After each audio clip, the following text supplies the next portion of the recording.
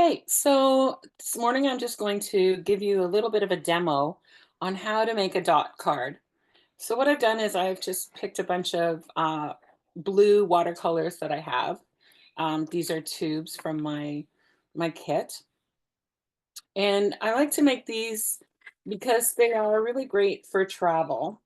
And you can actually have sort of all of your pigments in one spot in a very handy and easy to way to transport.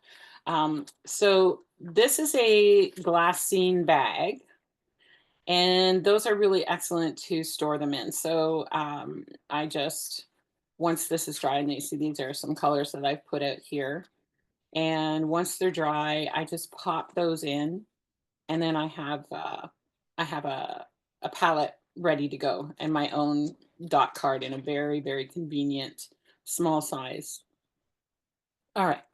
So in order to do that, all you really need to do is work with the blues that you have or whatever color you're wanting to take. And what I do is I kind of go, I try to, well, I'm going to fake it here right now because I'm not exactly sure of temperature and color, but I'm going to start with some of the darker blues I know I have. Actually, probably the Prussian blue is usually quite a dark blue. And all I'm going to do is just basically squeeze out a little bit of paint on the card or on the on the watercolor paper. So I'll just put that one over there. I know I've used that one, and then I should really what as I'm going label these, and I'm going to label this down here as Winsor Newton Prussian. I'm just going to do Pruss because I know that that's a bit of a shortcut for the name. I'll know and recognize what that pigment is. And then I'm going to do the phthalo cyanine blue if I can get it open. It's always a challenge. Okay, I can't get that one open, so I'm not going to bother with it. I'm going to do indanthrene blue. Jeepers, everything's tight on. Oh, hang on a second. There we go. So the gum arabic that's in watercolor paints, like especially this one, there we go. And that's like tons of paint. That's lots of paint that's going to last forever. That's going to take a little bit of time to dry. I would say between, depending on where you are in the country, because sometimes it can be quite dry, and sometimes it can be quite moist. So it will vary depending on where you are in the country. It'll also vary by pigment, what how quickly it dries. I'm just gonna write Indan because I know that's Indanthrone. And then let me see what else have I got here.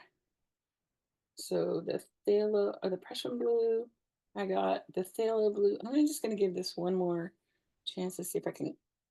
Yeah, there we go. Just have to squish it a bit harder. So these are all kind of darker blues. Definitely not going in any particular order except for maybe dark. Okay, so that's my phthalo blue. Guess you can't.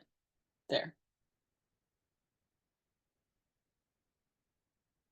And phthalo blue is definitely sort of determined on the color scale as one of those um, colors that is,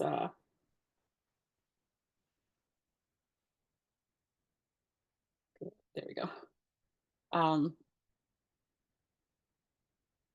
that is a primary, closest to a true primary color.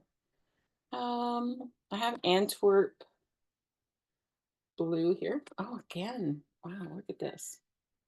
Need my I need my big muscles here today. A wrench or something.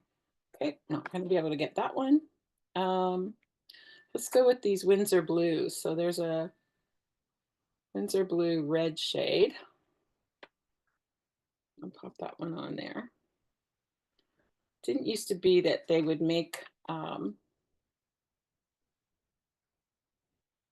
we we go. Sometimes some things are dry out and are a little gummier than others. There we go. So that's Windsor Blue red shade. So that'll be slightly more on the warm side of um, the palette.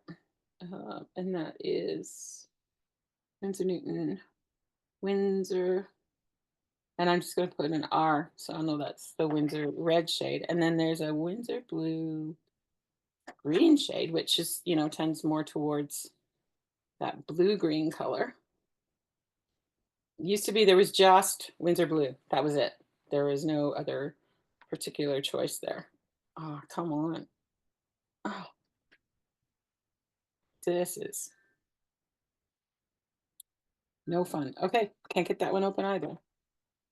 Okay, so then I'm gonna go to, I do have, no, that's a double. I'm gonna go to my French ultramarine blue. Now these blues that I'm gonna be using here, these are kind of my workhorses. Oh my gosh, this tube is totally dried out, which is not actually an issue because I know I have another one. But if you get a tube that's dried out, you can always like take a knife, slit it open, and there we go. Another dot. Slit it open and and dig it out because with a like an X-Acto knife because it's always good. Like that's the really neat thing about um watercolor paint is that it reconstitutes with water. So you're not having any wastage really over the long term. And there's still quite a bit of pigment in there. All right, so I've got the Winsor Newton Ultramarine Blue, UB for my short form. And then I'm going to do a cobalt blue.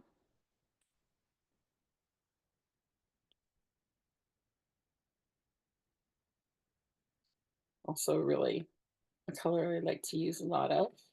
Maybe more in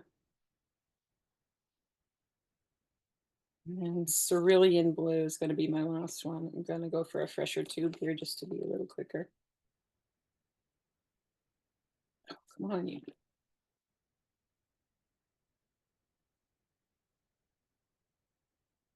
There it comes. So we need a little muscle. There we go. All right, so now I have a really great selection of blues there actually. There's more blue there than I would need, but again, it's really nice to have the dot cards and to be able to use them as a selection when you're ready to, maybe just looking for something a little different in the blue than what you have. So let's see, I do this. I put all of my tubes according to their color group, and these are all blues into a handy dandy bag, and then I pop it into my, my fishing kit, and then I don't have to worry about um, separating them out or finding them. That's really quick. Okay, so what I want to do now is what I do is I pull, and this is we're going to talk a lot about this as we go forward um, in our watercolor studies here. But I'm going to do what's called a pull, and that's just basically pulling color. So I'm grabbing number 10, just a synthetic Chinese um, brush here. And I was just scrolling. I should label these as well. So this is Winsor Newton Cobalt.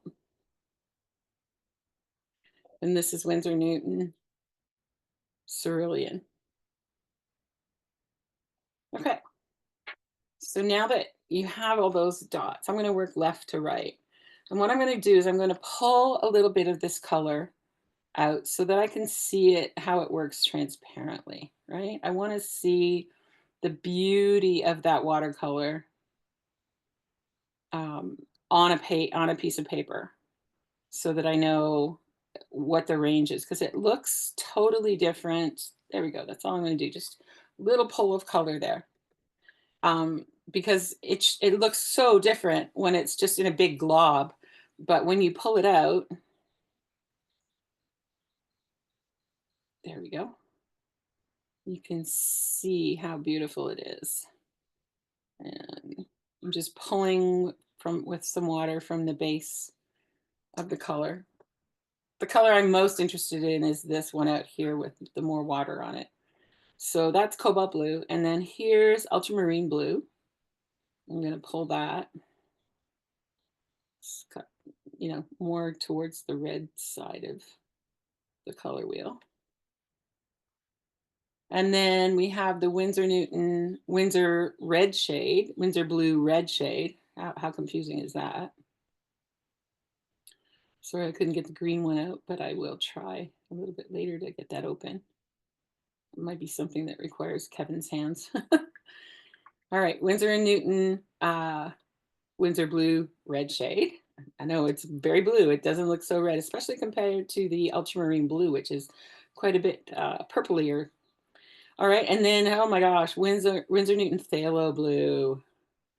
So again, this is the one that's kind of known as, if you're looking for a true blue, there is no such thing, but if you're looking for a true blue for a color wheel, that Winsor Newton phthalo blue is probably closer to a real blue. Like you can see here, ultramarine blue is quite a bit purpley or a little more red.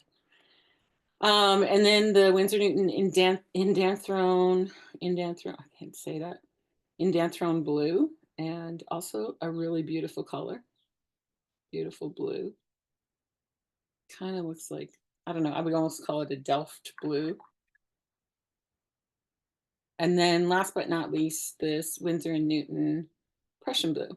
So I'm just making a little dot card here, and that's it. That's all that there is to making a dot card. Now, what you're gonna do, look at, isn't that a beautiful, beautiful color? I'm gonna pull it out even further. You can see how gorgeous that is. The lighter it gets. I'll just pull it, keep pulling it. Could have done the same with all of these actually, but gives you an idea of some different ways to pull or room to pull. I'm gonna actually pull this Winsor Newton red shade out a bit more. So I'm just got a bit of water on my brush and I'm going in there while I know it's still damp. And I'm just pulling that color along the paper. There we go. So this is how you make a dot card. And I generally do it for all of my primaries and then also for the secondaries if I have enough, the oranges or the purples or depending on whatever the tube color is. And then I put that up somewhere, on a mantle, somewhere for it to dry for a couple of weeks. And then what happens is you have like totally enough paper, or sorry, enough paint on there to be able to go away and use that as you're working. So if you don't have one of those little travel kits, but you do have tubes of paint, this is an excellent way to ensure that you have what you need when you're on your own and out in the field and traveling light and be able to also take a lot of paint with you. These things also go really great in a suitcase. So you're saving lots of room in suitcases. And just don't forget to label them here at the bottom so that you know what they are. And that's it. And you just let them dry for a couple of weeks and they're ready to go.